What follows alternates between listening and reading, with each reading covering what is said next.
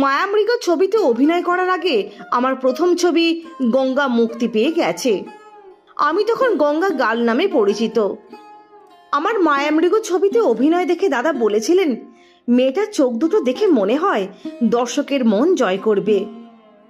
এই ছবির পরেই দাদার সঙ্গে অভিনয় করলাম ভ্রান্তি বিলাস ছবিতে। দাদার ভানুদা দ্বৈত চরিত্র করেন, সঙ্গে ছিলেন সাবিত্রী চ্যাটার্জি। আমি দাদার রোমান্টিক নায়িকা। শুটিং করতে গিয়ে আবার বিপদে পড়লাম। রোমান্টিক দৃশ্যে দাদার চোখের দিকে চোখ রাখতে পারছি না। দাদা বারবার বলেন, তুমি আমার চোখের দিকে তাকাও। তুমি কতটা তাকিয়ে দৃশ্যটা হোল্ড করবে তা না দেখলে আমি শট দেব কি করে?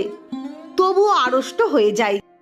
শেষে সেই রোমান্টিক শটটা শুরু হতেই দাদা আমার কাছে এসে সংলাপ বলেই তার নাকটা আমার নাকে ঘষে দিলেন। আমার তখন অবর্ণনীয়